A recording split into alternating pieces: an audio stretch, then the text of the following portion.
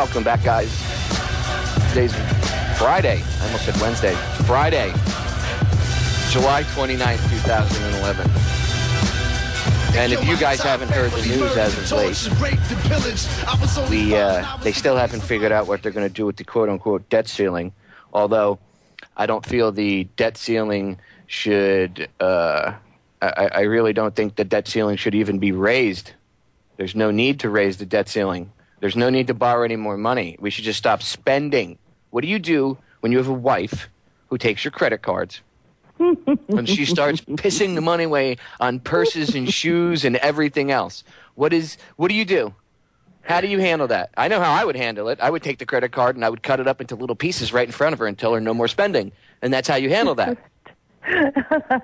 But the problem is, this is credit card. Here's the only problem with what you're saying. I agree with you, but this is money that we've already spent. See, this is after your wife has gone out and run up the credit card. And she's already bought the shoes, and she's worn the shoes, and she's got holes in the shoes now, and she's saying, "Oh, yeah, she took the tag off the dress. There's no returning it." There's no returning the dress. She got a stain on it at the Christmas party, and they can't take it back. Exactly. And so they're stuck with this dress, and now you have to pay for it. And the key is you've got to tear up the credit cards because you can't spend any more money. Well, and so that's got to be the first thing we do is cut the spending. But we're also going to have to figure out how to raise the money to pay for the darn credit card bill. Well, it's Susan, you tried to stop this. If people had listened to you and heeded your warning, how many billions of dollars would we have saved just because you were telling the truth? Saddam Hussein did not want a war. He was willing to let weapons inspectors come in and show them that he didn't have anything. We had even more than the weapons inspections. What people don't know is that there was and you'll see this in my book, Extreme Prejudice. There was a comprehensive peace framework that had a whole bunch of different parts to it. One was the weapons inspections, and I will tell you that the CIA, this is one time when the CIA did a great job, because we took this very seriously. We knew that it could not go the way it had before.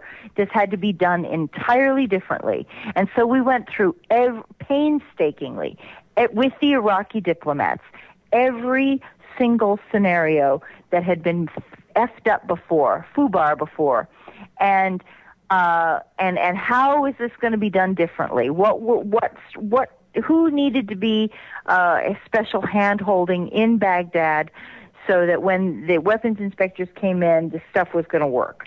So we took this very seriously, and we worked at it very hard. But there was even more to this comprehensive peace framework. There was a major cooperation with anti-terrorism efforts. We had an invitation before 9/11 to let the FBI come into Baghdad. And what people don't know is that in April, when I first delivered my warnings to the Iraqi embassy, the Iraqi embassy's response was, "Hey, look, we don't have anything on this 9/11, this conspiracy involving airplane hijackings, but you're welcome to send the FBI into Baghdad right now, so that you can do your own investigation and you can find it. If there's anything you can find it, you're welcome to send them in." Now imagine if you had known this before the war.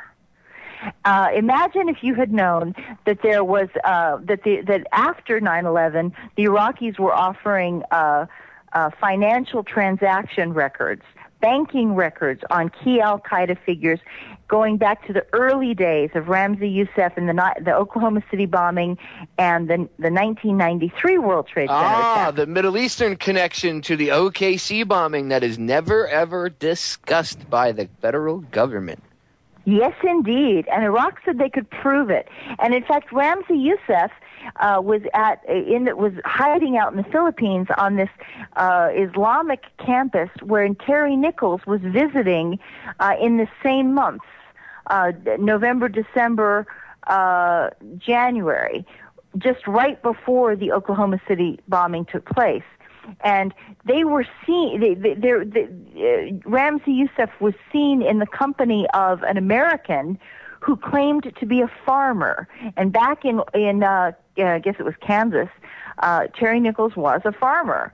And so they have, they do believe that these guys had met, and the Oklahoma City bombing MO, the truck bomb filled with what was it, ammonium nitrate? I'd have to go back supposedly it was an ammonium nitrate bomb, an ANFO bomb, ammonium nitrate with diesel fuel mixed. There you go. That took out that building. Even though General Parton, who worked in the Air Force, and he was the guy that developed bombs for them. He made bombs for them. This guy knew what he's talking about when he talks about explosives.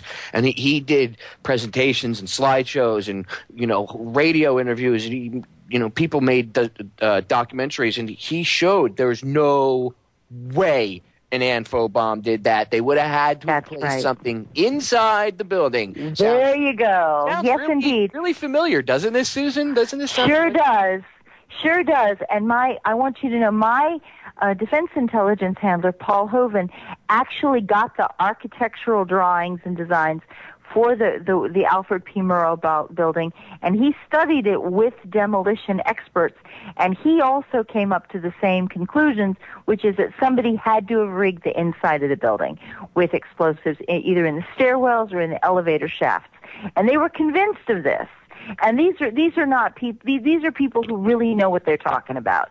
And yes, there was, in the case of Oklahoma City, yes, there was a truck bomb. Nobody's saying there was not a truck bomb, but there was also additional stuff inside the building, and otherwise it could not have. The bombing in Beirut of the U.S. barracks in Beirut showed how the effect would have been with a crater on the side of the building, and it could be very devastating. Well, apparently, if you ever get a chance, look up a guy named Michael Reconasuto, because he's in jail right now on a trumped-up drug charge, but he worked for them, the CIA, I want to say, if I remember correctly. But go look him up. He talks about a barometric bomb. And he talks about that they used the barometric bomb in Lebanon to bring down that building in retaliation for what was done to the CIA station chief over there when they beat the crap out of him and took his fingernails and everything else out. They used that barometric bomb. He said, from what he saw from the damage, it could have been used in Oklahoma City as well. And that's what would have created the amount of damage. I mean, look what they did to Terrence Yakey, the cop that saw, he was one of the first responders. They found him tortured to death in a warehouse. Gee, I wonder why. Yeah.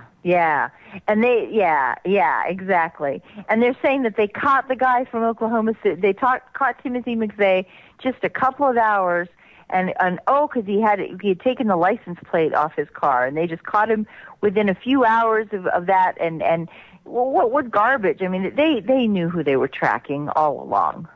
They did know. They had to know. And the ATF didn't even go to their office that day. They called in. The whole office calls in sick. They knew what was coming. They absolutely did. We're all convinced of that too. But you got to remember, they bombed a nursery school. 19 toddlers, 19 3-year-olds, 2-year-olds got crushed under concrete. And they did it in that attack. It was done. Bastards. It was done supposedly on the anniversary of Waco, which we all know. If you check out the dates, that's around the time these sick bastards do their sacrificial rituals and everything else. So it doesn't surprise me that they killed little babies, because that's what they do. Guys, we're going to break. We'll be right back. Stay tuned. More with Susan Lindauer when we get back. Go check out the website for the station, the network, OrionTalkRadio.com. Check out federaljack.com. We'll be right back. The reasons for the cover-up, the reasons for the censorship. Now I realize that Uncle Sam was not befriending me. He was only using me to be friends with the enemy. A presidential terrorist. Ain't that a contradiction? I guess it goes to show the truth is stranger than fiction. But they don't even show the truth when soldiers are missing. I'm only trying to show the truth.